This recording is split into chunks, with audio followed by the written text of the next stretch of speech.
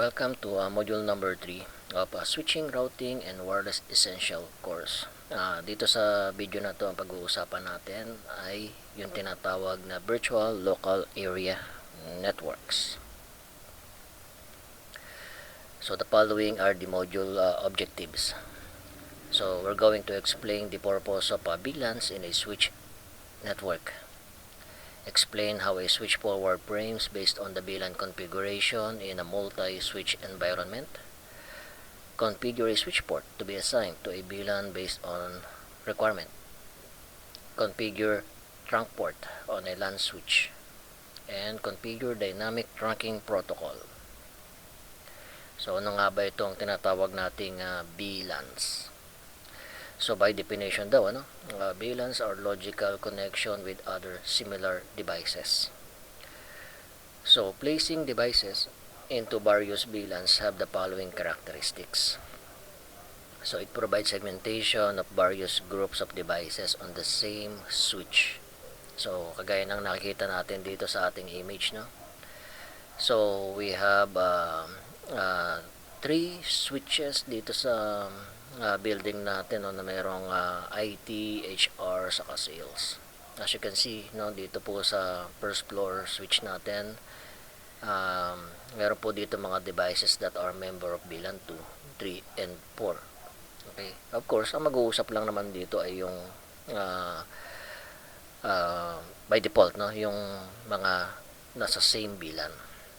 So it provides organization that is more manageable. Kagaya po ng yung broadcast traffic natin, multicast and unicast, no? Isolated lamang sila sa kanya-kanyang VLAN.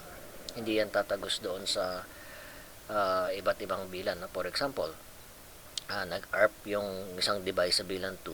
Ang tatamaan lang naman ng ARP messages na yan ay yung VLAN 2. Each VLAN will have its own unique range of IP address. So dito i-apply na natin yung use of BLSM, o yung hierarchical addressing scheme. And by using VLAN, we are creating smaller broadcast domains. Kung natatandaan natin, by definition yung switch, yung mga devices na kinonect natin dyan, by default they belong to one broadcast domain. So extending that device, to with another switches, pinapalaki lang natin yung broadcast domain. Alam naman natin yung problem, kapag masyadong malaki yung broadcast domain. Yan. So what are the benefits, of using VLANs? Yan. So with VLAN daw po, smaller broadcast domain, kasi nga dinidivide natin, yung local area network. So reduces the number of broadcast domains. Improve security. Only users in the same VLANs can communicate together, Improve IT efficiency. VLANs can group devices with similar requirements, kagaya ng kunyari yung faculty, yung mga access na teacher, is separate from students. Reduce cost. One switch can support multiple groups of VLANs. So ibig sabihin nito is yung switch natin, pwede natin gamitin to connect multiple networks. Yan, ayun nga, using VLAN, kasi by practice we separate network using router. The problem with the router is yung number of ports niya, typically when you purchase a enterprise router, meron lang siyang default na dalawang LAN, typically sa panahon natin gigabit na, gigabit port na siya, kaya lang dalawa lang. So what if marami kang department na gustong i-set up? Yan. So magdadagdag ka pa ng module, dagdag gastos. So better performance, smaller broadcast domain, reduce traffic, improving bandwidth. Simpler management. Similar group will need similar application and other network resources. So we have different types of VLANs. Yan, unahin natin tong tinatawag na default VLAN, halimbawa, you purchase a Cisco switch and then gagamitin mo na siya sa network mo, by default lahat ng switch port natin ay connected sa VLAN number 1. Kaya nga pagka nagkabit tayo dyan ng mga computers with a flat addressing scheme, no, mag-uusap-usap yan, no, via ping or pagka nag-share ka na ng resources. VLAN 1 is the following function. No? It is the default VLAN. Siya na rin po yung tinatawag nating native VLAN. Ano yung native VLAN? No? Kunyari, nag-connect ka po ng hub sa isang port diyan po sa switch natin. And then, doon sa hub may mga computers pa. No? Kung flat network lang yan, walang problema, mag-uusap yan. Galing sa switch, papunta sa hub natin. Pero kapag nag-setup na tayo ng VLAN, no? Yung hub kasi, it doesn't understand yung tinatawag nating VLAN tagging, yung may ID na, no? So, pang backward compatibility lang naman tong native VLAN. Tandaan natin, sa mga hubs, no? Ginagamit yan.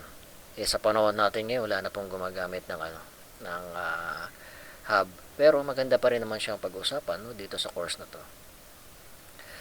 Siya na rin po yung default management VLAN natin, no? Yung VLAN 1. Kasi typical, no? Diyan tayo naglalagay ng IP address, no? By using the interface VLAN 1. And then followed by the IP address and subnet mask. So, VLAN 1 cannot be deleted, nor cannot be renamed. Ayan. So, sabi daw dito, while we cannot delete VLAN 1, ang recommendation daw po ni Cisco ay mag-create tayo ng ibang VLAN. Tapos, yun yung gagawin nating native VLAN. For security reason kasi, ano. Alam niyo naman, pagka flat network, native VLAN 1 lang yan. So, yung mga attacker natin sa native VLAN, kumukonect yun. So, we have data VLAN dedicated to user-generated traffic, no, such as email, web browsing, file transfer, no? Yung typical na traffic na ginagawa natin, no? So, VLAN is the default data VLAN because all interfaces are assigned to this VLAN. Native VLAN. This is used for trunk link only. So, mamaya maunawaan nyo yan, no? All frames are tagged on 802.1q trunk link except for those on the native VLAN. So, kapag tayo kasi ay VLAN na, naglagay na tayo ng tagging or number, no? It uses yung tinatawag nating trunking protocol, the 802.1q, which is hindi nauunawaan ito ng devices under native VLAN. Management VLAN. Yan, this is used for the secure shell, telnet, BTY traffic, no? And should not be carried, no, with end user traffic. So, ang sinasabi lang niya rito, separate natin yung VLAN for just pang remote access lang, ano. Ayan. Typically, the VLAN that is the SBI for the layer 2 switch. So, sinasabi niya rito, yung ikaw, as administrator, nag-assign ka ng SBI na mayroong IP address. So, yun yung gagamitin mo lagi. Every time na troubleshoot ka or mag-monitor ka, no, ng iyong switches. Meron din po tayong tinatawag na voice VLAN. Ayan. So, kailangan kasi natin i-separate yung voice traffic, no, na sa iba pang traffic. Because voice need assured bandwidth. It has high quality of service priority. Yan, hindi dapat siya nadidelay, no? So, ability to avoid congestion. Ayan, pagdating sa delay, should be less than 150 milliseconds from source to destination. So, the entire network must be designed to support voice. Although, itong course natin, nababanggit yung voice, no? Hindi niya i-discuss dito yung kabuuan ng ng concept ng voice or other advanced configuration, no? But we can show how to configure yung voice gamit yung packet tracer. So, VLANs in a multi-switch environments. Pagka sinabing multi-switch environment, we have more than one switches. So kung meron na po tayong ganyan no, na topology, switch 1, switch 2, saka switch 3. And for example, doon po sa S2 saka S3 natin may mga devices tayo that belongs to different VLANs. In order for the traffic, no, for example, tong VLAN 10 natin, yung traffic niya ay makarating sa VLAN 10 dito sa kabilang device. Kailangan itong point ng S2 at S1 na-configure yan as trunk, no? Kasi sila yung nakakaintindi ng ng 802.1q na traffic. Ganon din dito sa S3 and S1. So point to point configuration. A trunk is a point to point link between two network devices. Cisco trunk function allows more than one VLAN to traverse the network. Extend the VLAN across the entire network. By default daw, it supports all VLANs. Ang sinasabi po niya rito, no, kapag ka nag-configure tayo ng VLAN 10, 20, 30 sa S2, by default kasama po lahat ng VLAN na na-configure po do sa switch natin. Kagaya po ng VLAN 1 at other reserved VLAN na dadaloy dito sa trunk link natin. Pwede namang i-filter yan. Kung ayaw mo namang patagusin yung VLAN 1, no, kasi hindi naman kailangan, pwede nyo naman i-filter yan for security practice din. No? So, ano nga ba ang epekto, no, without using VLAN? Yan. So, a network without VLAN. Without VLANs, all devices connected to the switch will receive all unicast, multicast, and broadcast traffic. Kung naalala nyo yung topic natin na ARP, no? So ARP is a broadcast protocol.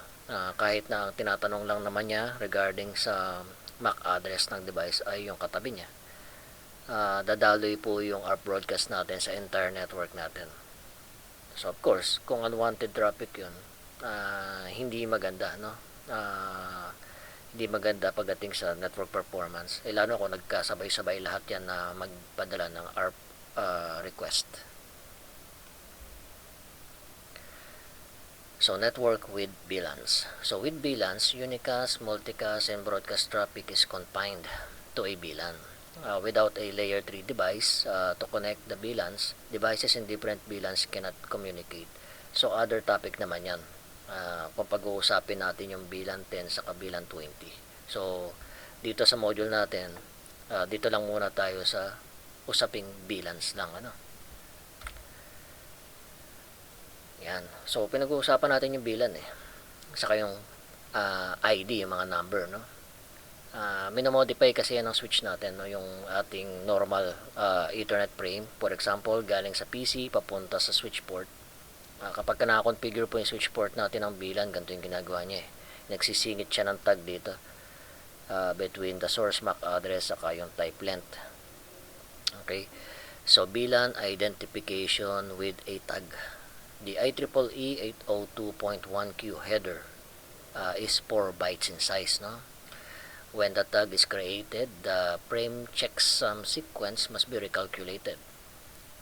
When sent to end devices, this tag must be removed and the frame checksum sequence recalculated back to its original number. Of course, yung traffic kasi natin galing sa PC, ang tag traffic yan. Pagka yan ay papasok ng switch na merong VLAN na tag, no, tawag dito, re-encapsulate yan ng ating switch, no, into a new frame with VLAN tag. Kapag kapaparating sa destination device, no, yung receiving device such as PC, ang ginagawa po ng switch natin, no, from the outgoing interface ay i-de-encapsulate naman niya at re-encapsulate pabalik ng normal Ethernet traffic para maunawaan ng PC yung traffic. Kaya meron tayo ditong series of recalculation ng frame checksum sequence. So pag-usapan natin kung ano ba yung nasa loob ng ng VLAN tag, no? So the 802 VLAN tag field So meron tayong type field. It is a 2-byte field with hexadecimal 0x 8 to 100. So this is referred to as tag protocol ID. So we have user priority, a 3-bit value that support quality of service for layer 2. We have the canonical format identifier. It is 1-bit value that can support token ring frame on Ethernet. Although token ring is legacy technology na po yan, wala nang gumagamit ng token ring sa panahon natin. Pero kasi naka-reserve siya dyan, no? Ayan, VLAN ID. VLAN ID is a 12-bit VLAN identifier that can support up to 4096 VLANs. Ayan, pag-usapan natin yung native VLAN. Okay, so itong nakikita nating topology, ano? Meron tayong hub dito sa gitna ng dalawang switch na to na mayroong member na PC1. Tapos meron din tayong PC dito sa switch na to, member ng VLAN 1. Dito rin sa kabilang switch, member ng VLAN 1. So kailangan i-configure kasi natin na point to point yung native VLAN dito sa mga switches na mayroong mga devices patungo doon sa member ng native, no? So kunyari ito si PC, kunyari PC2, no? Wanted to communicate to PC3 on the same VLAN 1. So dapat na-configure po itong port natin as native VLAN 1, native VLAN 1, native VLAN 1, and native VLAN 1 para patagusin tayo sa network. Ayan. Sometimes, no, depende sa setup ng administrator, no, yung native VLAN nila is hindi VLAN 1 eh. Halimbawa, VLAN 99 yung ginamit nila. So therefore, VLAN 99, VLAN 99, VLAN 99, and VLAN 99 yung native VLAN natin for point-to-point communication. So 802.1q trunk basics. Tagging is typically done, no, on all VLANs. The use of native VLAN was designed for legacy use, like the hub in the example. Unless change, VLAN 1 is the native VLAN. Both end of the trunk link must be configured with the same native VLAN, otherwise magkakaroon tayo ng error mismatch, no? So each trunk is configured separately. So it is possible to have different native VLAN on a separate trunk. Ano yung sinasabi niya rito?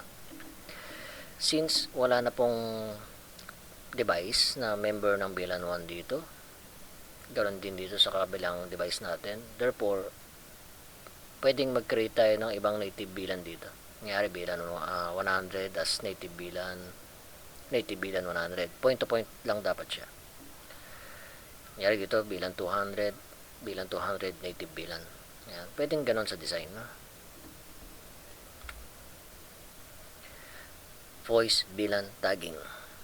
Pag-usapan natin yung VoIP phone, ano? So yung VoIP phone daw is a 3-port switch. So ang function din pala niya switch. Yan, bakit 3-port switch? Kasi meron po tayong port dito sa switch natin. Usually nasa ilalim siya. Kinakabit natin yung straight cable diyan papunta sa switch.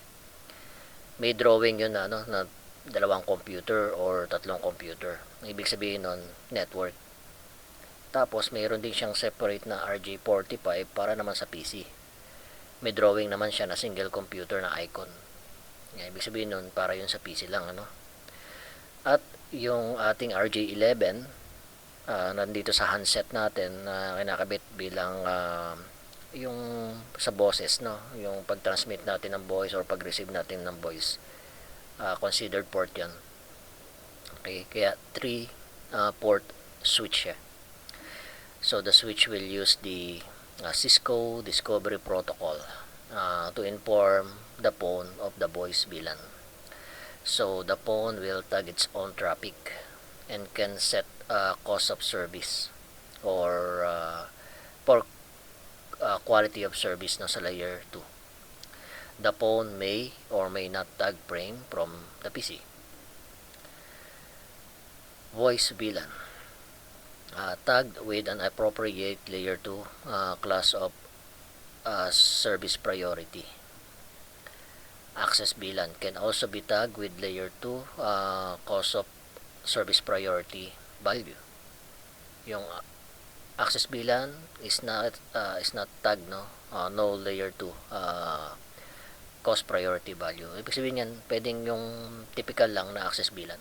Ito pwedeng access VLAN kung gusto niyo lagyan ng quality of service. Pero ang practice kasi natin, no cost of service priority value Yan. Basta inassign lang natin siya sa VLAN, tapos na yun. Wala na tayong lalagay na mechanism for quality of service.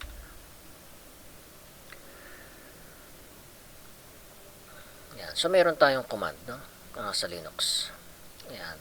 Kagaya po ng show interfaces, and then kung ano po yung interface na gusto nyong makita, followed by switch port command.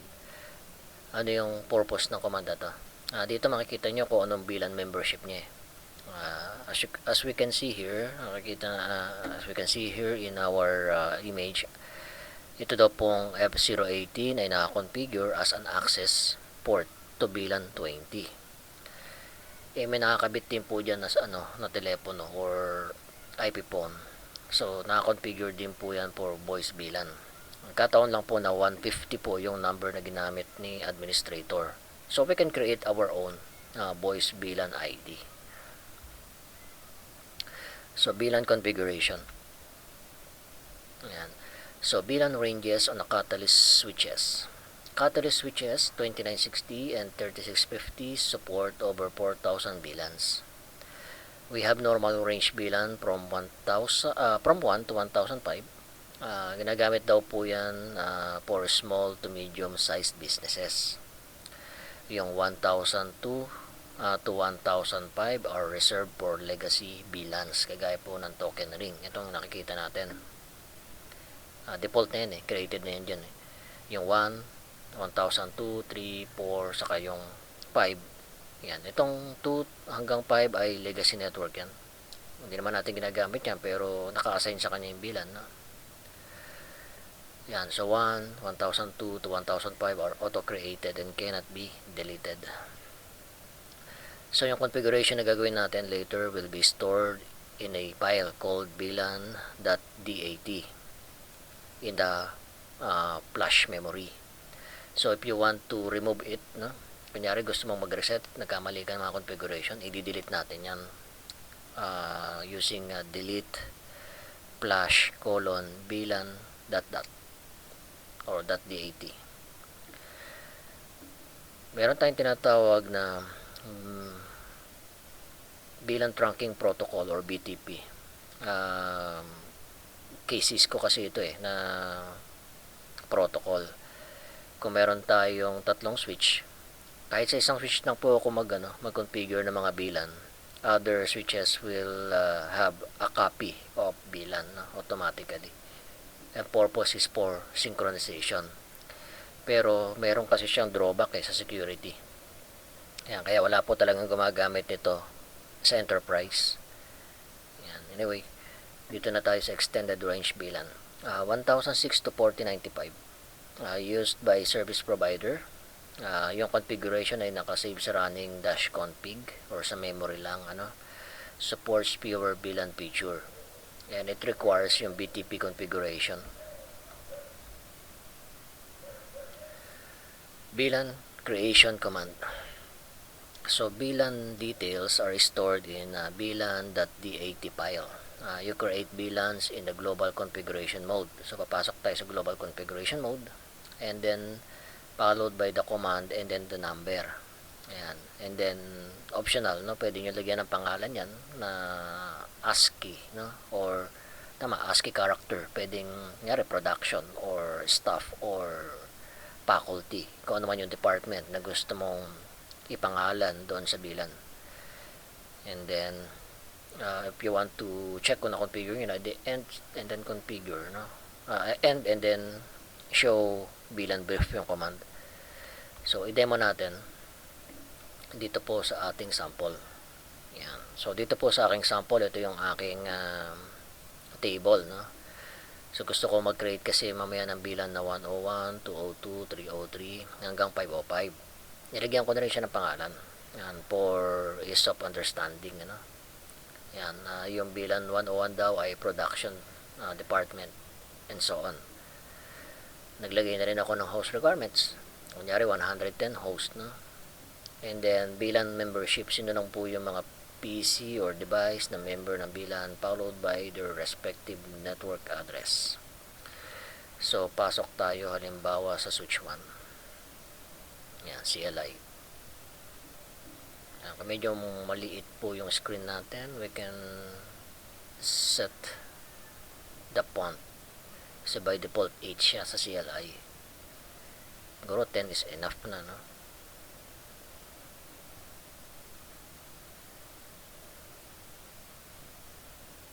Yan. So create muna tayo ng bilan dito sa switch 1. Yan, again, ano pa natin, yung size, gawin nating 11.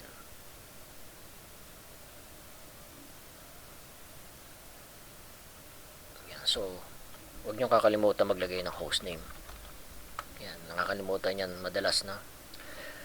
So bilan, halimbawa 101, tapos bigla ako nag-exit or nag-end po dito using show bilan brief. Makikita natin dito na meron tayong 101, bilan 101, tapos ito yung pangalan niya, bilan 0101, which is masyadong technical masyado. So lagyan natin ng pangalan. So yung bilan 101 natin, gusto natin ang pangalan ay production. So hindi naman requirements, no, pero for me it is a good practice to have the name in all caps, na para litaw siya, kitang-kita pagka gumamit tayo ng verification command. So balik tayo, show bilan brief for verification. Yung bilan ID 101 natin is now production. So pwede na rin nating sunod-sunurin to, no? Ayan, bilan 202, name sales. Bilan 303, name admin. Bilan 404, name telephony.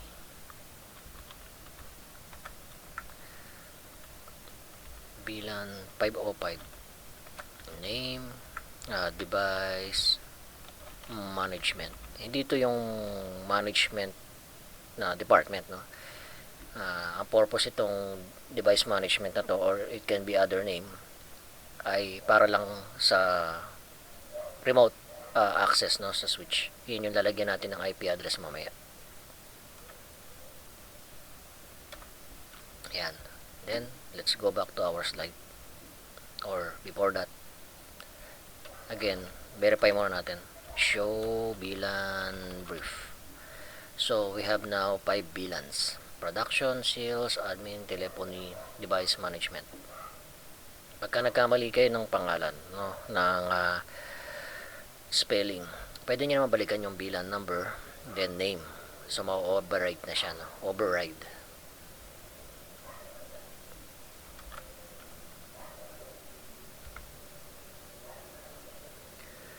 If the student PC is going to be in bilan 20, we will create the bilan first and then name it. If you do not name it, the Cisco US will give it a default name of bilan and the 4-digit number. So once the bilan is created, we can then assign it to the correct interfaces. So ito yung step, no. Of course, sa global configuration mode, and then pasok kayo doon sa specific interface, tapos ilagay natin yung switch port mode access na command. So mandatory yan para specify natin na yung port na yon ay end device, and then followed by the switch port access bilan and then the ID. Ibig sabihin yan, i-assign na natin yan sa correct bilan number. Okay, balik tayo sa topology natin. S1, wala po tayong device na naka-configured or wala po tayong device dito na member of VLAN, no? So tatawid muna tayo ng S3. Pero before that, configure natin tong port na to, na trunk port.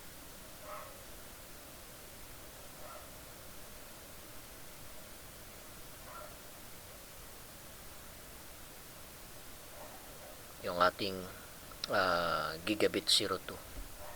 Ganito lang po yung pag-configure ng trunk. Unahan na natin, no? So int g02 switch port mode trunk. Okay, S3 na tayo.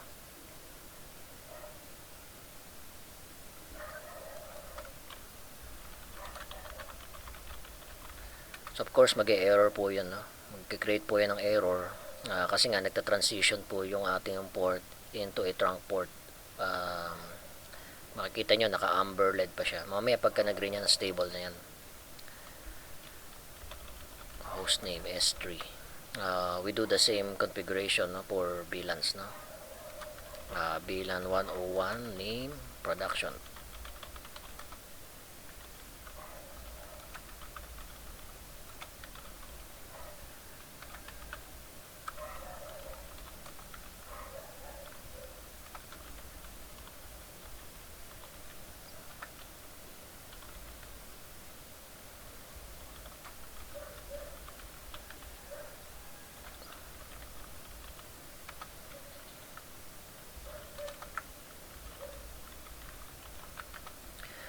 So you can always use the command show VLAN brief para makita nyo yung summary ng inyong configuration ng VLAN, no? Okay, so dito meron po tayong PC5 saka si PC4 base sa ating table.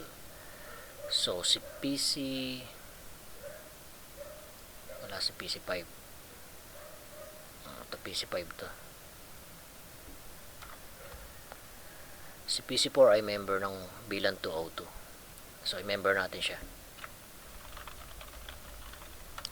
But you need to know kung ano yung interface niya. So we have PAS Ethernet 01 connecting to our PC4.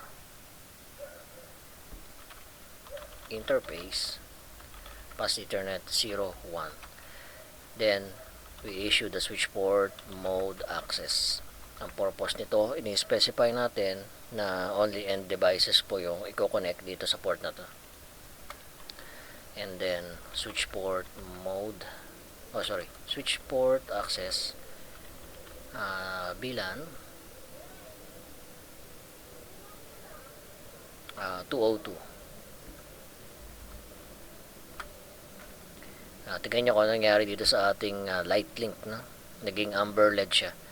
Later it will turn on to green. Okay, so yung PC5 naman tayo. So PC5 is a member of 303.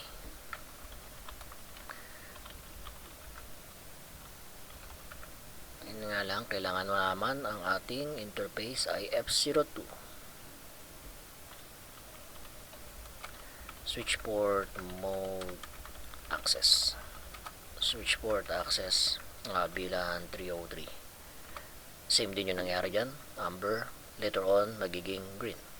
Kasi nga ang nangyari dito, ni-remove natin siya sa VLAN 1 at nag-join tayo sa VLAN 303. So verify po natin ang ating configuration. Show VLAN brief. So as you can see, no, we have now a PAS Ethernet 01 assigned to sales, PAS Ethernet 02 assigned to admin. So yung VLAN configuration natin, yan yung VLAN 101, 202, 303, 404, 505. Nandun po yun sa sa file. We can see it using show flash. Makikita niyo po yung VLAN.dat. So nakasave lang dito yung yung VLAN number. Itong mga assignment na to, saka yung name, nasa running config pa lang siya sa ngayon, no? Pwede natin siya i-save for NVRAM. Para pagka nag-boot tayo ng switch natin, ilo-load niya yung configuration na yun, ima-match niya doon sa VLAN.dat.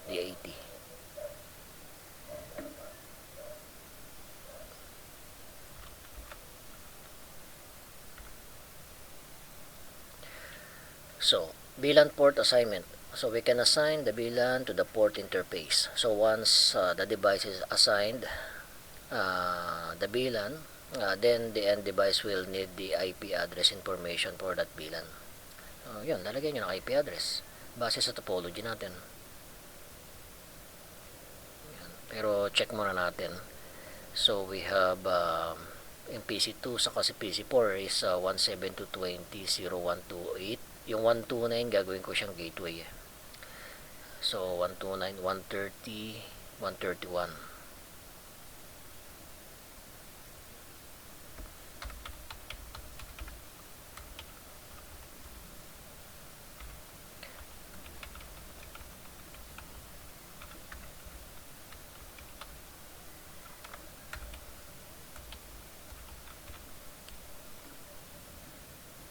Si PC5 ay member ng network na 172.20.160. 161 will be reserved for our gateway. 63 ay gawin kong 162, 163 si PC5.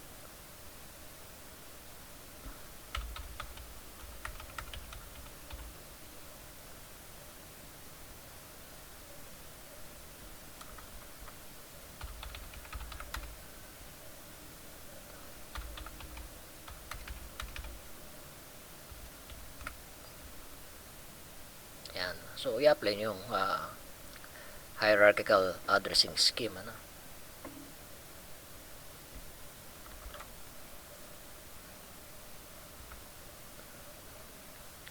So, data, voice, VLAN.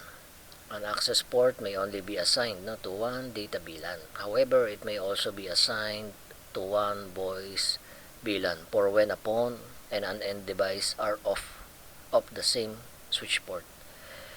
So, lilipat tayo ng ibang switch base dito sa topology natin. Yung merong phone, yung gagamitin muna natin. Or before that, save natin yung configuration. Copy running startup config.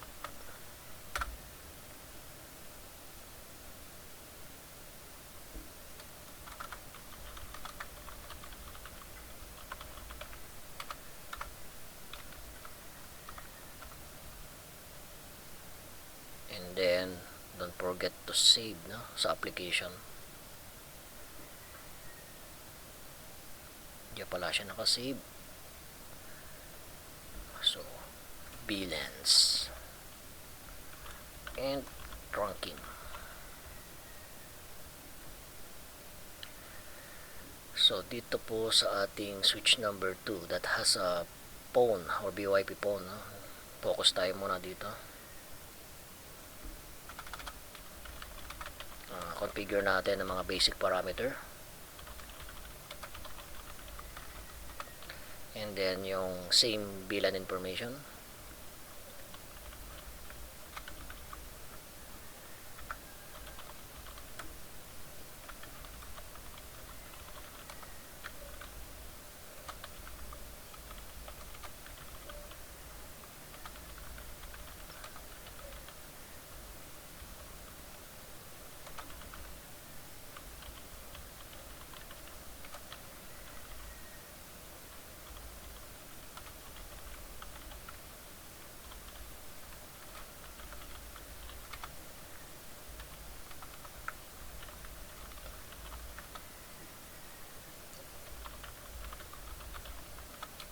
Okay, so balikan natin yung slide natin. So dito kasi sa example niya, yung port 018 nakakabit yung BYP phone. And then connected naman doon sa LAN port ng switch na to yung PC5. So pwedeng i-configure po itong port 18 ng dalawang VLAN. Isang data VLAN at isang voice VLAN. Ito yung kanyang sample configuration. Sa configuration nga niya, yung VLAN 20, name is student, tapos VLAN 150, voice. Yung F018 is a member of data VLAN 20. So, switch port mode access and then switch port access VLAN 20 yung ginawa niya. So, optional lang naman to. At kay packet tracer lang natin to gagawin. Ito ay yung quality of service. So, type natin yan. Gawin na rin natin sa ating example, no? Yung MNS, quality of service, trust, cost of service. So, itatag natin yung voice VLAN as priority doon sa port na yan. Switch port voice VLAN 150. So, check natin. Using show interface VLAN 20. Yan. Or, pwede rin naman pong show VLAN brief mamaya. Sige. Sample natin dito sa ating topology is F01. Pero verify natin. 101, 202, 303, 404, and 505. Ito, F01. So, kung makikita nyo, patay po yung phone natin, no? Kasi dito sa packet tracer, kailangan ng adapter yan. Okay. Fast forward natin muna para mag-green. So, assign na natin yung PC0. Si PC0, member ng 101.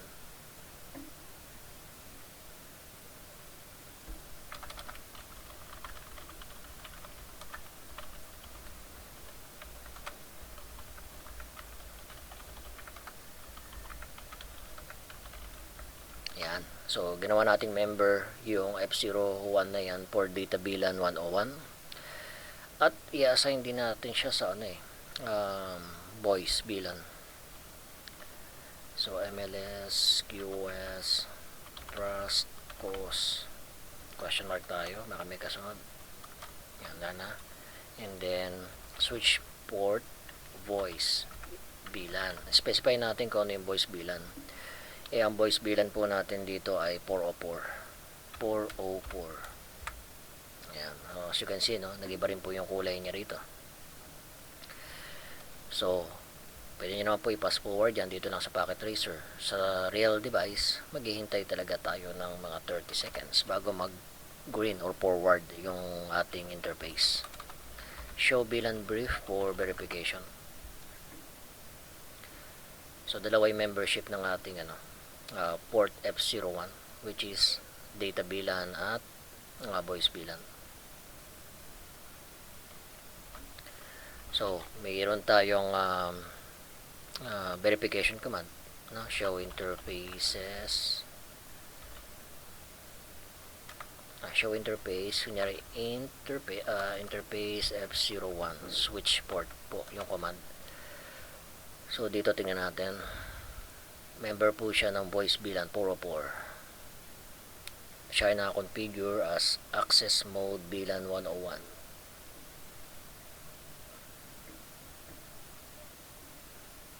Okay, so yan po yung pag-verify, no? So, check nga natin if show VLAN summary ay magagamit natin sa packet tracer.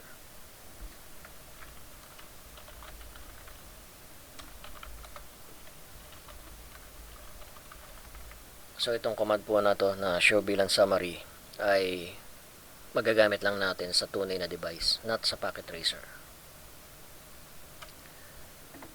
So, pinapakita lang naman niya rito number of existing VLAN, number of existing BTP VLAN, number of existing extended VLAN.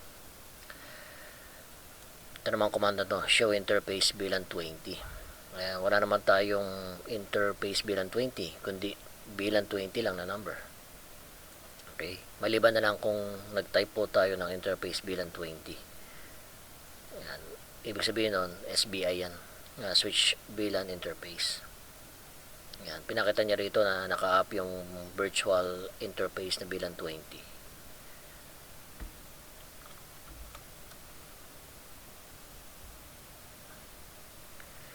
So, changing VLAN port membership. So, there are a number of ways to change VLAN membership. Re-enter switch port access VLAN. Tapos, yung, kunyari, kamali ka, no? Sa VLAN 101 natin nailagay. Base sa topology or sa requirements natin, sa VLAN 202 dapat siya. So, re-enter nyo lang yun. Pasok ka lang sa interface, switch port access VLAN 202 na siya. No? Or, ito pa, hirapan natin sarili natin, patatagalin pa natin. Use the no switch port access VLAN. Yan, para maibalik natin yung port na yon sa VLAN 1.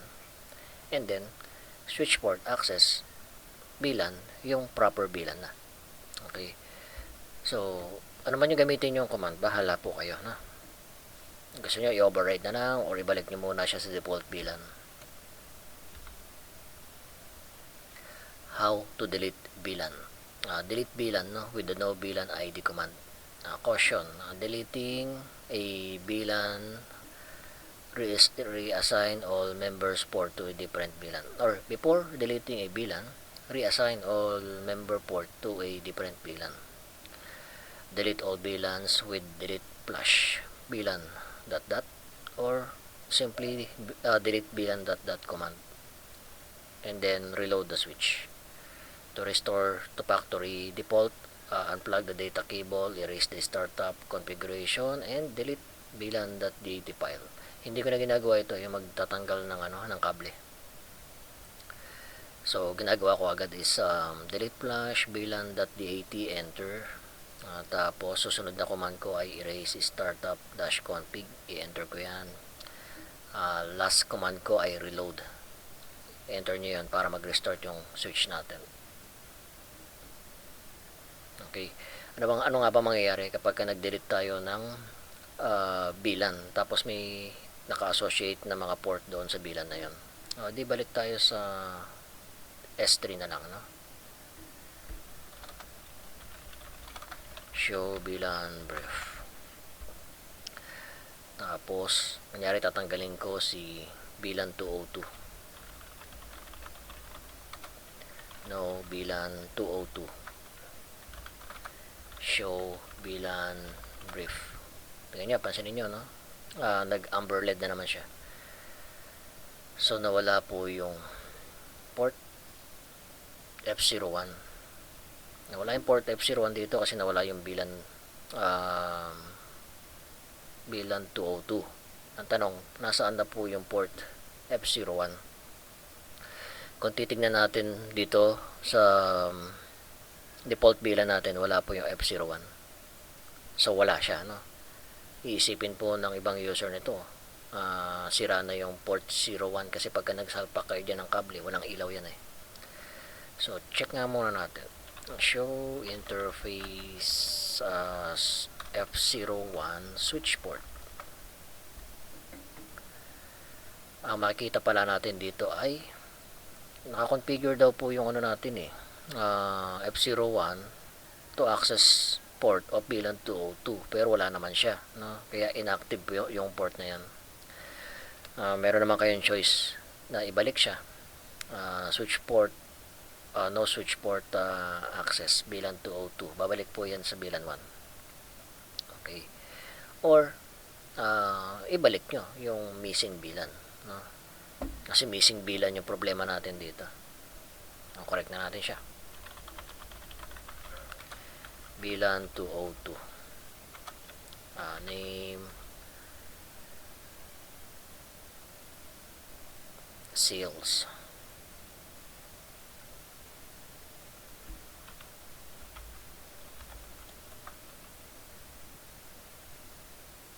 Tingnan nyo, bumalik ulit yung amber LED.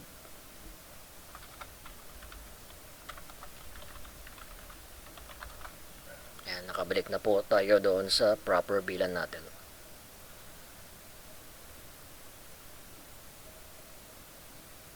So, hindi ko pa pwedeng gawin yung delete flash VLAN ... no? Kasi mayroon pang topic susunod.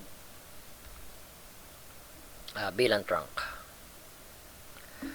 So, mahalaga po ito na i-configure natin yung point-to-point port, no? ng switches natin as trunk para makadaloy po yung ating different VLAN sa different networks na. So configure and verify VLAN trunks. Trunks are layer 2 and carry traffic for all VLANs by default. So sa pag-configure niyan sa global configuration mode, kung ano po yung interface na sa tingin nyo ay trunk port, switch port mode trunk. Kung meron tayong devices no that are member of native VLAN, kailangan properly set po yan native VLAN no? Pwede tayo mag-filter. By default all VLAN yan so switch port trunk allowed VLAN. Kunyari gusto nyo lang 101, 202, 303, 404, 505, so mawawala yung VLAN 1. Same configuration dapat sa kabilang side. Yan. So sige, dito tayo sa ating topology.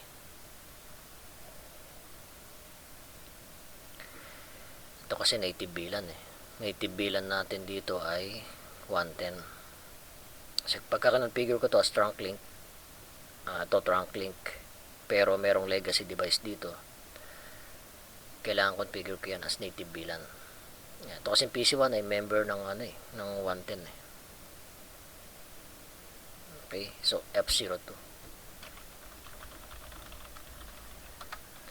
int F02 switch port mode trunk, and then since switch port trunk ang 110 ay native, may device kasi tayo legacy, specify natin yan. Dapat parehas dito sa kabilang side. Kung hindi, magmi-mismatch to. Yan, kagaya nyan. So, nagbato ng CDP message tong switch 1 natin. Native VLAN mismatch. Native VLAN mismatch discovered on port F02.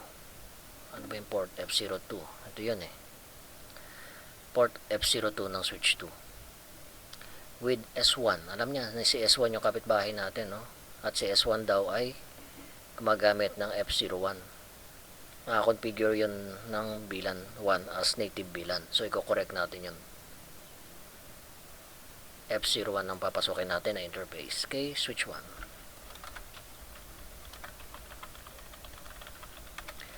So int F01 switch port mode trunk switch port trunk native VLAN 110. So balik tayo kay S2.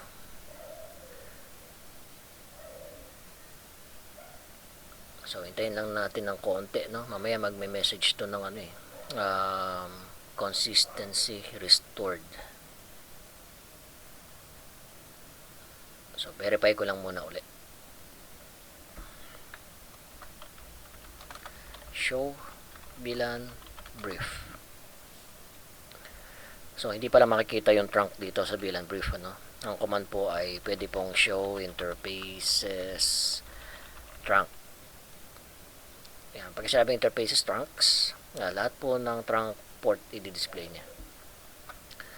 Nagkataon lamang po na meron tayong gigabit F01 gigabit F02. Dito makikita nyo rin po kung anong native VLAN nila. Mahalaga lang naman po point to point yung native VLAN. So 110. Dito sa kabilang side 110 din ito. Another command that you can use to verify a trunk port is show interface, specific interface switch port.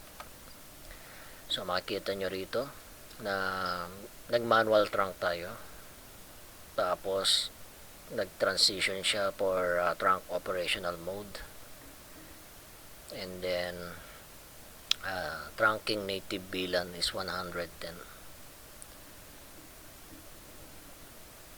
So check nga natin kung mayroon tayong show VLAN brief 110. Mali ako, should be 101. Okay, nasa isip ko kasi ay 110, so i-correct na lang natin.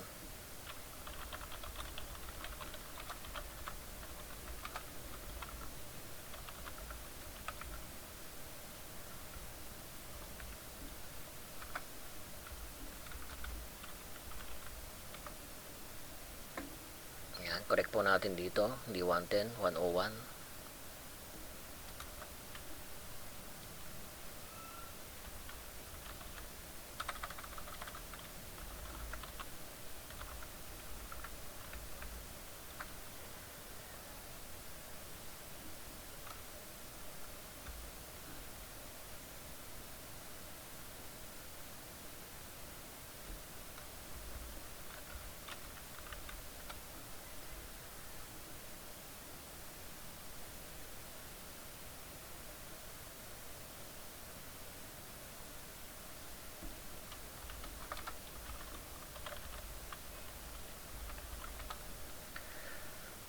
Show int F02 switch port.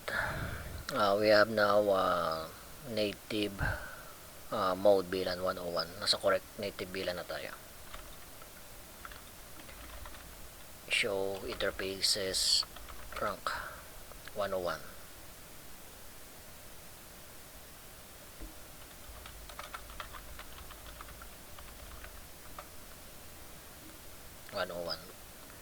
So gusto kong makita yung dapat nagpa-pop up yung yung message or log nung nag-correct na tayo ng native VLAN. Dapat nakalagay diyan consistency restored Kanina kasi mismatch. So try ko lang muna siya i-pass forward. Yan, kapag wala, ibig sabihin sa tunay na device natin makikita yung ganong log na na-correct na, no? Kanina mismatch Ibahin kaya natin, no? Malian natin. Int F02 switch port trunk native VLAN 1.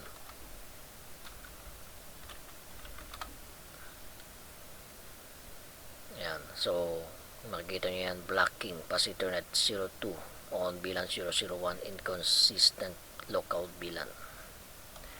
Correct na natin siya. VLAN 101. Dapat kasi bang babalik dyan yung ayan, consistency restored. Yan dapat na makikita natin. Okay, and then double check na yung point to point na dapat same tayo ng native VLAN. Okay, of course yung PC1 natin, lalagyan natin ang IP address to. Saka si PC0.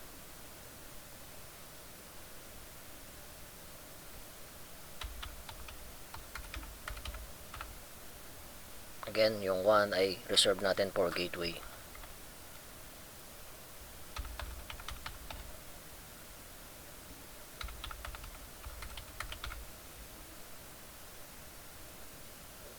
PC1.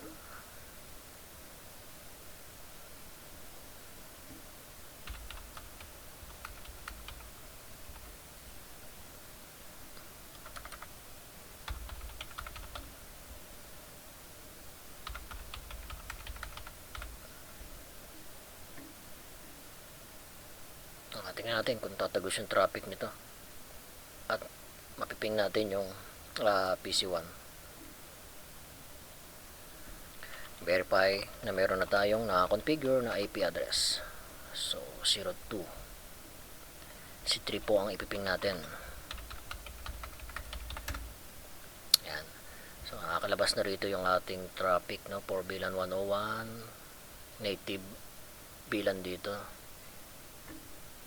So mag-uusap lang nito same or yung device on the same VLAN. So balik po tayo sa slide natin.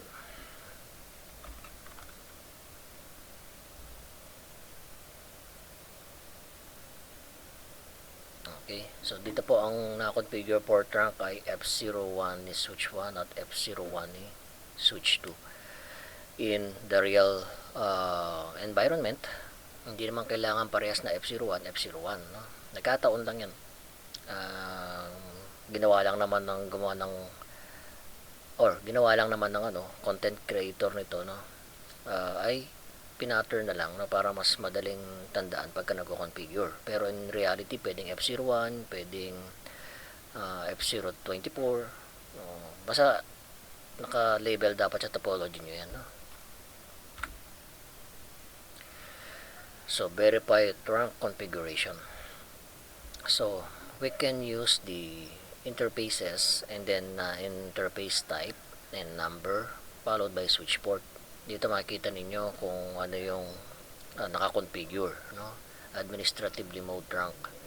Nung kinonfigure natin yan, anong naging operational mode ng trunk, ng port na yon? Naging trunk din siya. Okay. So, set the trunk mode and native VLAN. Depende kung meron po tayong legacy device, no? Ayan. Pero for practice, maganda meron din tayong ibang VLAN as native VLAN para sa security. Again, kapag may mga umaatake, no, na hacker, typically ang pagkakaalam nila naka-native VLAN 1 lang tayo. Kung naka-native VLAN, other VLAN number tayo, mahihirapan sila makapasok sa network natin. So, notice using the show interfaces F01 switch port command, no? That port is set to trunk administratively. That port is set as trunk operationally or functioning na, no? Tapos yung encapsulation ay .1Q. Native VLAN set dito sa sample na to ay 99. All VLANs created on the switch port will pass the traffic on this link. Trunking VLAN enabled all. Kasi pwede naman tayo mag-filter lang dito ng specific VLAN. How to reset, no? Or reset the trunk to the default state. Yan, kung gusto niyang ibalik yan sa normal switch port mode yan, no? So reset the default trunk settings with the no negation command, no? Pasok kayo doon sa interface. Kunyari F01. No switch port trunk allowed VLAN, no switch port trunk native VLAN, no switch port mode trunk. Kung gusto niyo siyang tanggalin as trunk, no switch port mode trunk. Or ibalik niyo siya sa access na lang. So reset the trunk to an access mode with the switch port mode access command. So dito sa sample natin, no, so that interface na is set to an access interface administratively. That port is set as an access interface operationally and functioning. So since Cisco yung devices na ginagamit natin, no, meron siyang sariling protocol na ginagamit para magkaroon ng negotiation point to point ng trunking. Kasi pagka tayo ay nag-configure po ng isang port lang muna, no? Kunyari switch port mode trunk, alam niyo ba na yung kabilang side niya ay automatic na magta-trunking? Dahil po yun sa dynamic trunking protocol ni Cisco. Yan. Ano ba yung tinatawag na dynamic trunking protocol? Ayan daw po ay Cisco proprietary. So, DTP characteristics are as follows, no? It is on by default on Catalyst 2960 and 2950 switches. By default nga pala, yung switch port natin, no, ay nakaset sa dynamic auto kung hindi pa siya naka-configure na trunk or access. So, balik tayo dito kay switch 2 pero sa F04. Tingnan natin, ha. Hindi pa naman naka-configure to. Show in F04 switch port. Ito yung default. Dynamic auto siya nakaset. So magiging access lang yan, magiging trunk lang yan kung babaguhin natin.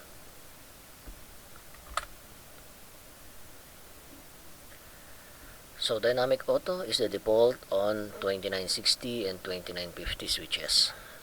May be turned off with the negotiation with the no negotiate command. Yan, kagaya po nito, no. Mahalaga kasi ito. So configure natin yung ating interface as trunk port. Disable natin yung DTP para yung kabilang side hindi siya magne-negotiate as trunk port. Ima-manual nyo rin siya. Punta kayo doon sa kabilang side, switch port mode trunk, switch port non-negotiate. Alam naman natin, no, yung mga attacker ay may mga tools, no, na kapag ka-connect yan doon sa isang port, yung PC nila or laptop nila, pwede siyang magpanggap na switch. or maging trunk. Pwede siyang mag-initiate ng trunk link, no? At mag-inject ng mga VLAN information sa network natin. Yun po yung ating minimitigate dito sa configuration na to. Switch port mode trunk, switch port non-negotiate. Dinidisable natin yung DTP kasi DTP may inherent vulnerability or weakness pagdating sa security. So yung DTP may be turned off with the no negotiate command, may be turned back on by setting the interface to dynamic auto. Setting a switch to a static trunk or static access will avoid negotiation issues with the switch port mode trunk or switch port mode access. Kaya nga po do sa end device natin naka switch port mode access tayo para disabled na rin yung DTP. So negotiated interface mode. The switch port mode command has additional option. Use the switch port non-negotiate interface configuration command to stop the dynamic trunking protocol negotiation. Yan, pag-usapan natin yung switch port access, no? Yan, yung access pala, permanent access mode and negotiate to convert the neighboring link into access link. Dynamic auto will become a trunk interface if the neighboring interface is set to trunk or desirable mode. May pag-usapan natin itong desirable mode.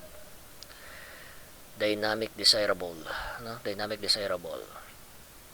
It actively seek to become a trunk by negotiating with other interface. Ang kabilang side yon. Kung naka-auto yung kabilang side or naka desirable yung interface na yun, magta-trunk po yan. Ito naman yung trunk, no? Permanent trunking mode and negotiate to convert the neighboring link into trunk link. Sample po. Magdagdag na lang siguro tayo ng extra switch.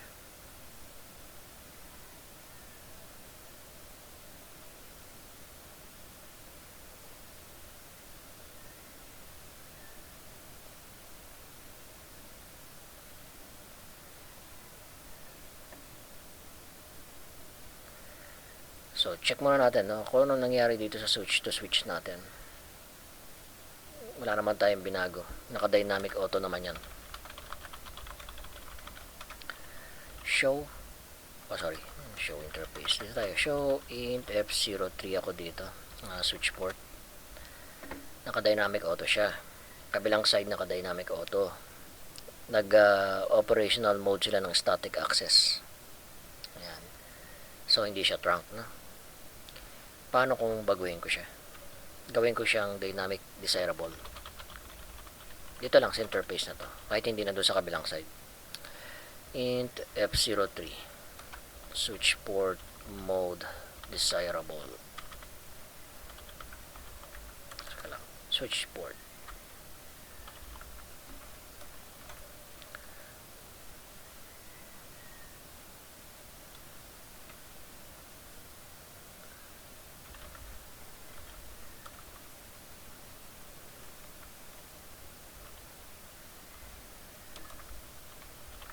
Nakalimutan ko yung command. Balik tayo dito.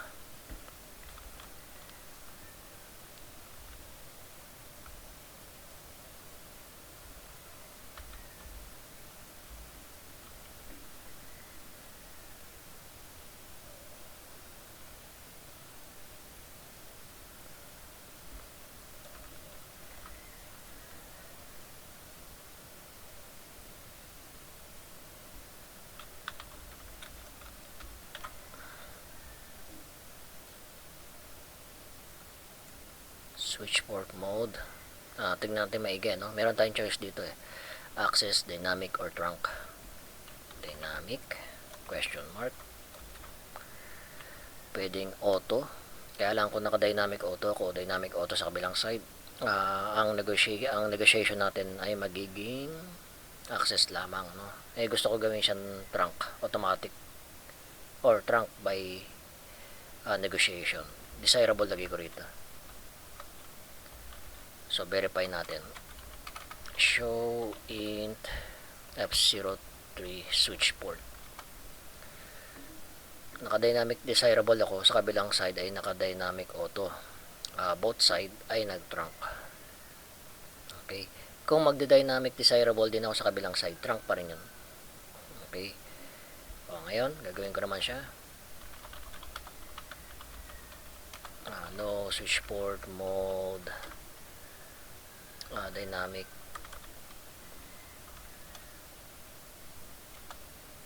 Switch port mode. So, check ko muna. Show int F03 switch port. Naka-dynamic auto. So, access ulit siya. Kung ito, gawin kong trunk.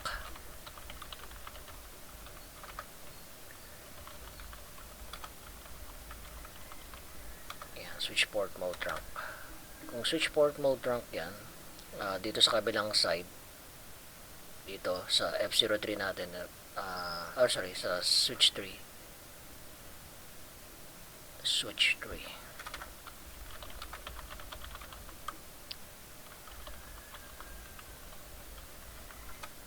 Naka-dynamic auto siya. So, wait lang natin na mag-forwarding or mag-green ito. Or pass forward natin. Balikan natin yung command. Dynamic auto, naka-manual trunk. Pero hindi ko disable yung DTP. Nag-trunk siya. Paano kung gagawin ko dito sa switch port natin ay no switch port trunk o switch port na negotiate. Yan. Pass forward ko na lang ulit. Okay. Tapos balikan natin yung command.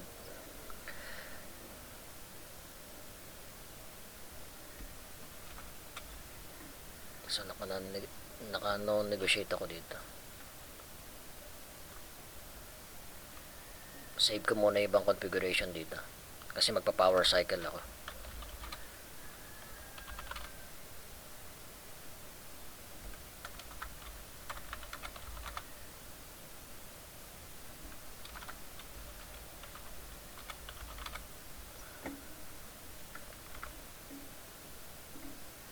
Check ko muna, baka nagbago na po yung ating status. Dapat to ay hindi dapat siya magta-trunk kung naka-non-negotiate tayo dito.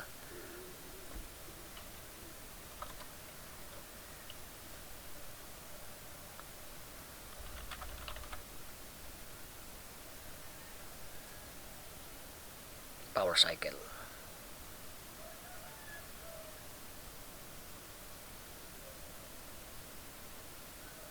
Ayan, makikita nyo siya, no? Naka amber LED siya. Kahit na mag-forward, pass forward tayo.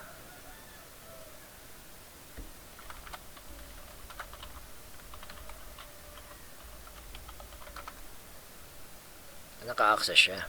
Tapos yung kabila naka-trunk pero naka-disable ang DTP. So, hindi magiging trunk yung port na yan. Kasi nga, wala naman siya nakikitang traffic na, na DTP, para mag-negotiate. So, therefore, na-secure natin itong interface na to, para, kunyari, ito ay hindi naman authorized na switch kinabit nyo dyan. Walang connection na mangyayari dyan. Okay, so balikan natin yung table.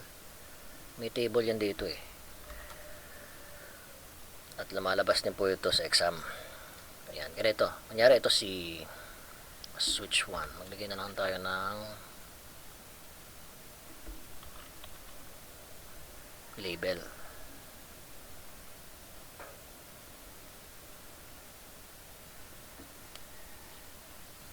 So, ito yung settings natin kay switch 1.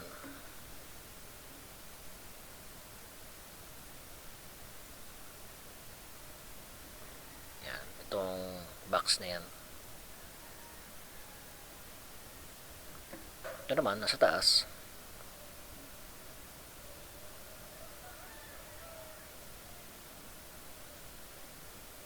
Itong box na to, kay S2.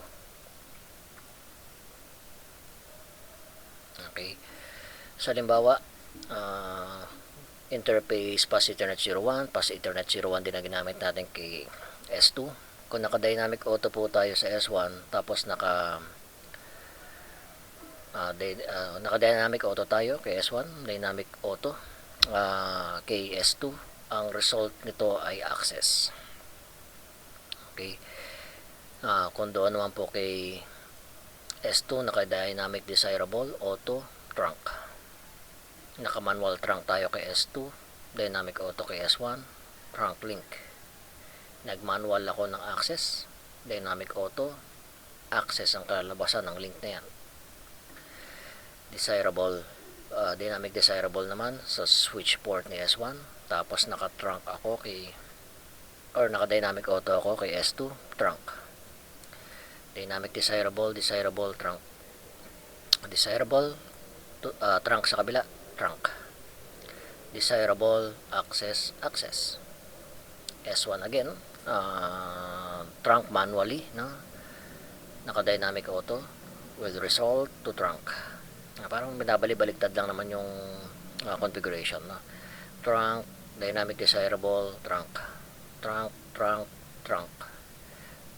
naka-manual access, limited connectivity, kagaya ng nakita nyo kanina. So, access, manual access, dynamic auto, access, dynamic desirable, access, manual trunk sa kabilang side, limited connectivity, manual access, access port. So, ilang po yung ibig niya sabihin dito sa table na to, no?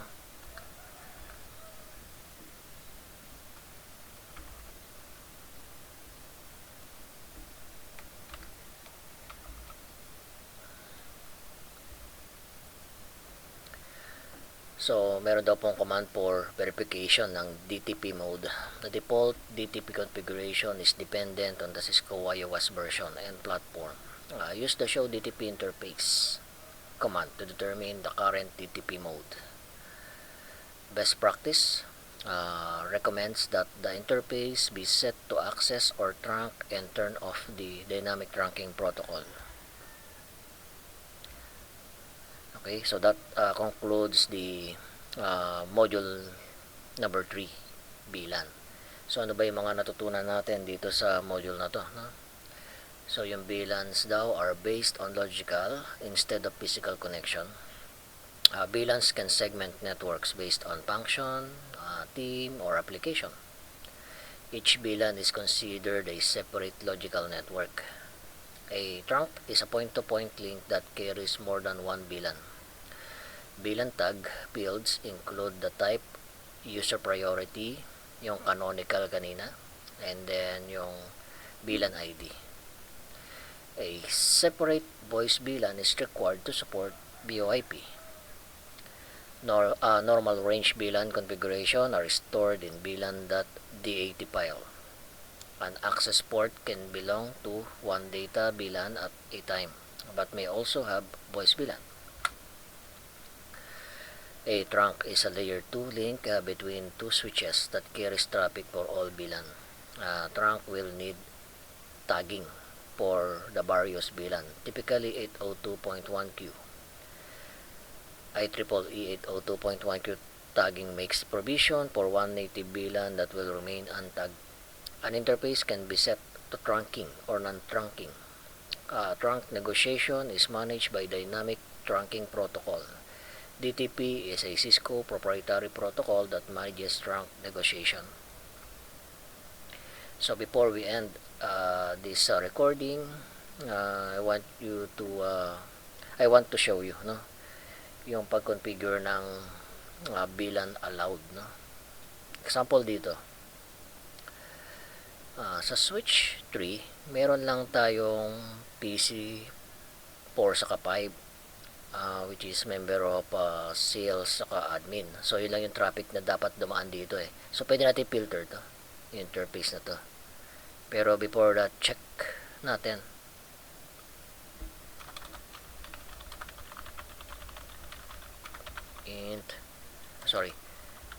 Show int G0 to switch port. Naka-dynamic auto siya. Again, for practice daw. Switch port mode trunk, switch port non-negotiate. Okay, ganun din sa kabilang side.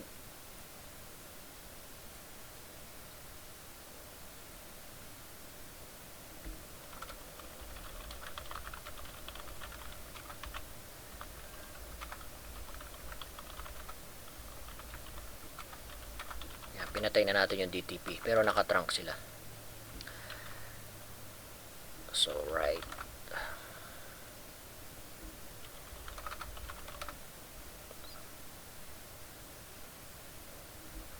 show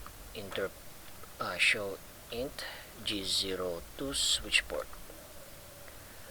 So naka manual trunk tayo dito, pero makikita natin dito trunking VLAN enabled for all. Ang VLAN lang naman na papasok po kay switch 3 ay 202 saka 203. So therefore pwede na natin i-filter to na 202 saka 303 lang yung traffic not all, no? So kaya lang point to point dapat yun parehas. So unahin natin to sa S1.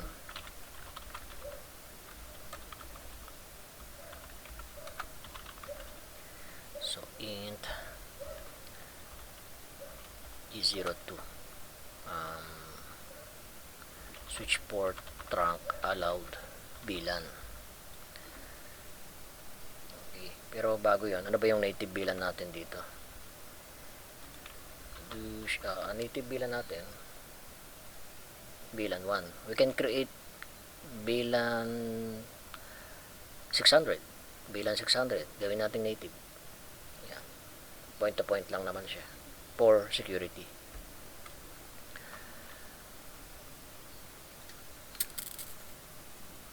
So switch port trunk allowed dahil 202 space. Subukan natin yung space, no? Hindi. So it should be comma.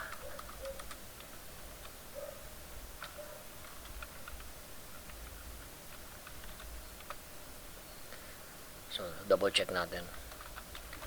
Show interfaces trunk. So yung gigabit 02 natin, 202 saka 303 lang po yung traffic na babato dyan, no? Dapat mag-match po yan dito sa S3. Kung hindi, magkakaroon tayo ng problema. Yan. So bago yun, show interfaces trunk.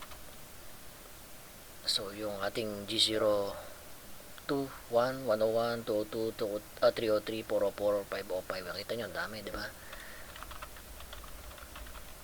So, in G02, switch port trunk allowed 202, 303. Kalimutan ko yung word na VLAN. So, yan, match na yan. Ganda kung subukan natin yung makadalo yung traffic, no? So sino ba ang PC2? Si PC2 ka member ni PC4 so dapat tatagos yan dito. Configure natin to si PC2 130.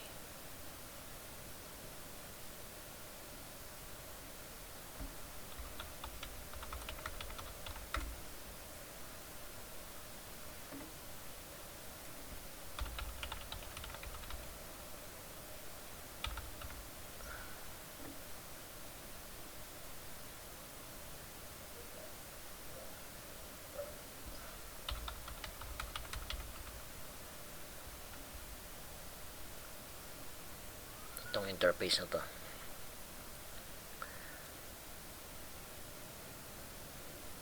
which is F03.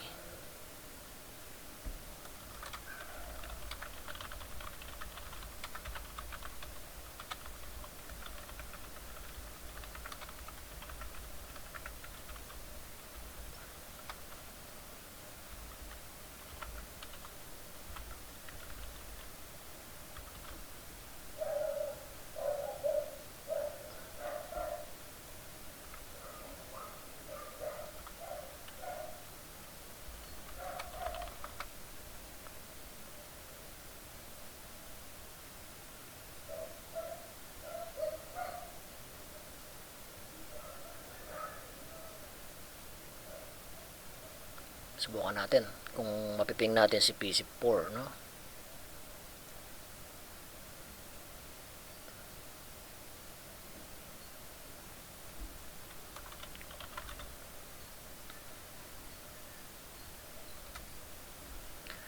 So si PC4 ay nagre-reply.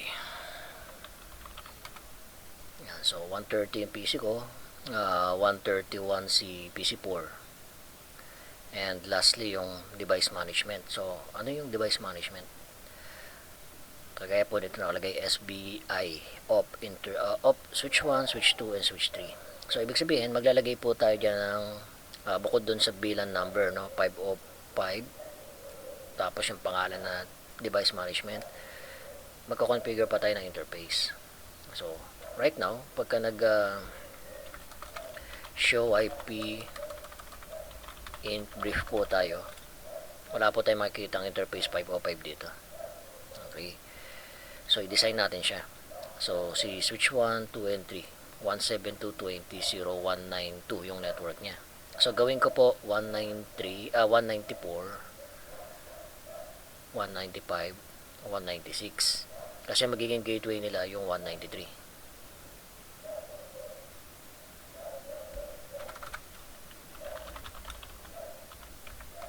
So interface VLAN 505. Take note, nakalagay dito interface 505 naka-up na, pero wala pa siyang IP address. Verify natin. Show IP in brief 505. Ayan, lagyan natin siya ng IP address.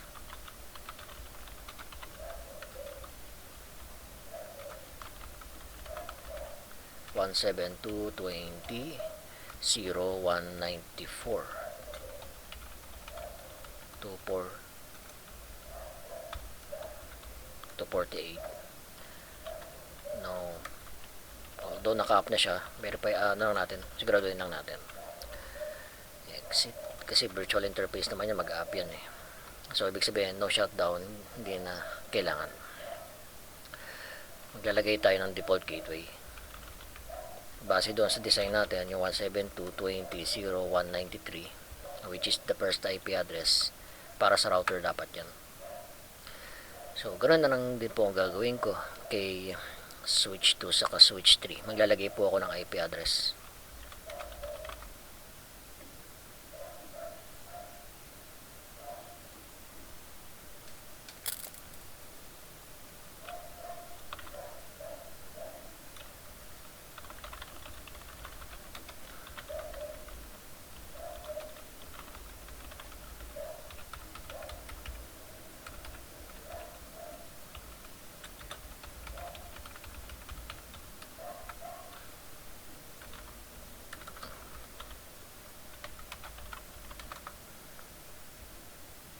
So dito sa side na to,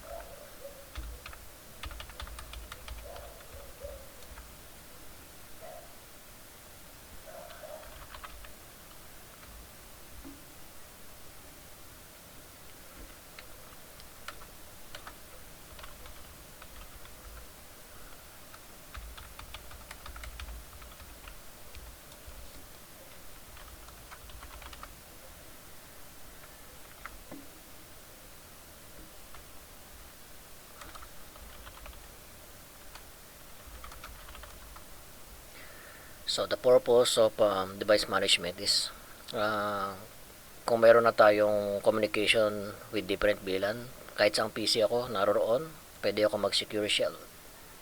Yung IP address lang po ng device na yun yung gagamitin ko. But in this case, wala pa naman tayong inter-VLAN routing. Ang pwede na po mag-usap dito ay at 192 172.20.0.194.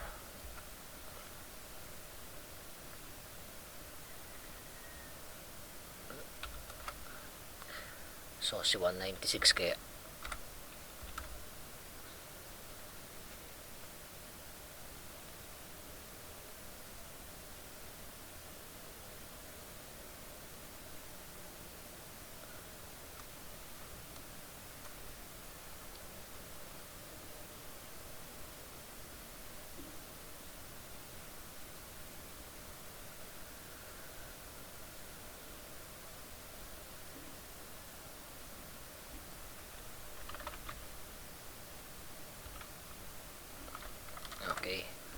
Bakit, no?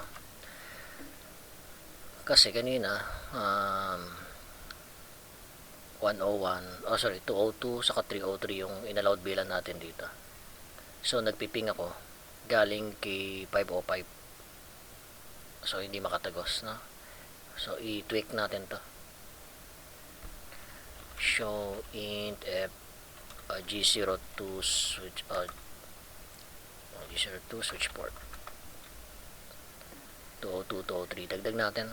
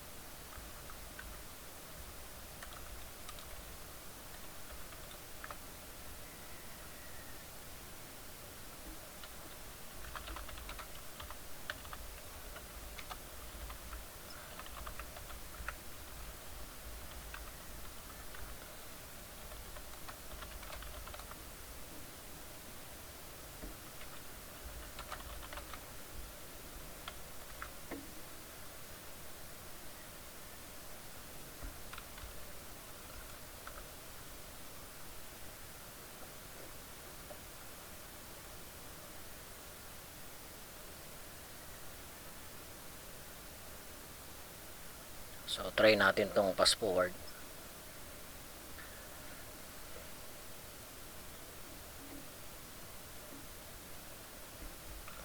Si 194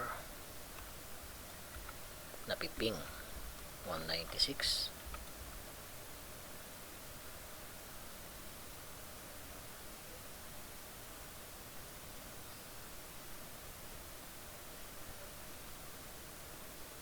From S1.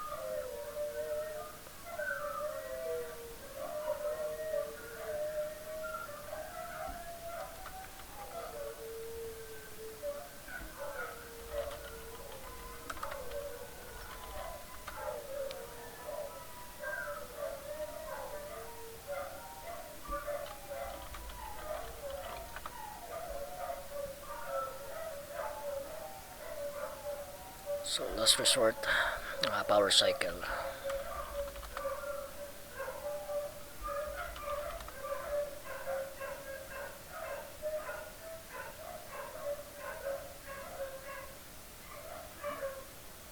Dapat dito sa point natin, S1, napiping dapat niya yung S3.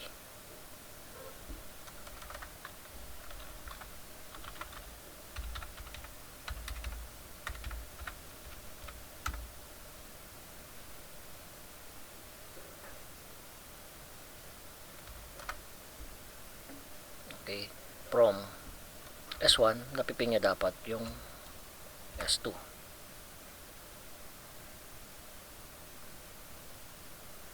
Then, from S2,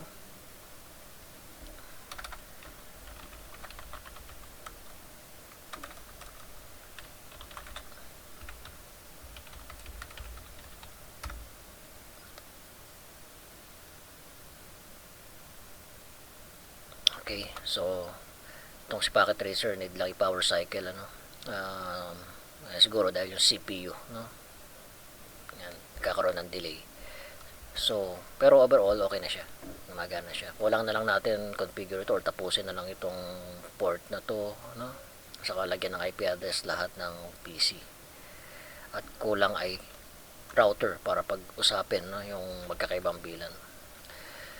So I hope, no, in this recording may natutunan tayo, no.